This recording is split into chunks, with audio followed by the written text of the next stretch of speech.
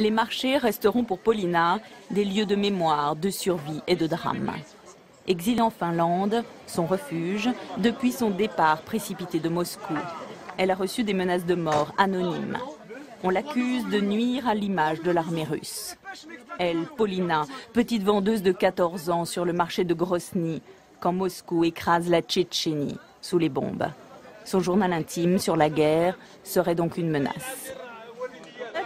Le 21 octobre 1999, j'étais avec ma mère au marché. Il n'y avait que des femmes, des enfants et des vieillards. La bombe qui nous visait a déchiqueté tout le monde autour de nous. J'ai eu 16 éclats d'obus dans la jambe et on ne m'a soigné que 4 mois plus tard.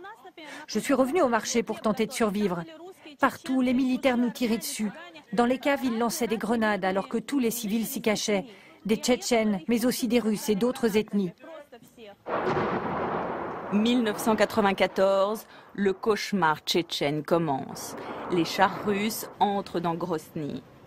Moscou préfère tout détruire plutôt que d'accepter l'indépendance de cette petite république du Caucase. Les exilés de l'enfer tchétchène se retrouvent en Europe. Elles ont vécu les mêmes peurs, les mêmes privations. On n'avait plus d'eau, on faisait fondre de la neige. Mais avec les explosions, elle était sale et noire. On mélangeait un peu de farine dans cette eau croupie, c'est tout ce qu'on avait pour manger. 5 fois, Polina devra changer d'école, toute bombardée. J'ai fait ce dessin au moment où j'ai commencé à écrire mon journal.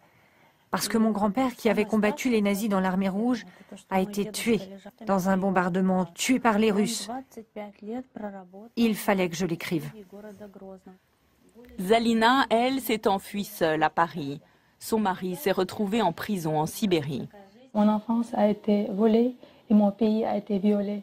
Et aujourd'hui, si même on ne lâche pas des bombes, la guerre elle continue de manière souterraine parce qu'ils sont sous tyrannie.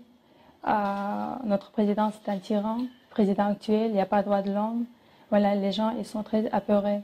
Et puis il y a cette photo de Polina avec sa maman qu'elle a toujours sauvée des bombardements. Déjà très malade pendant la guerre, sa mère vit aujourd'hui en Russie, dans un lieu que Polina tient secret pour raison de sécurité. La jeune femme entend aujourd'hui porter plainte contre le gouvernement Poutine, un procès devant la Cour européenne des droits de l'homme au nom des siens.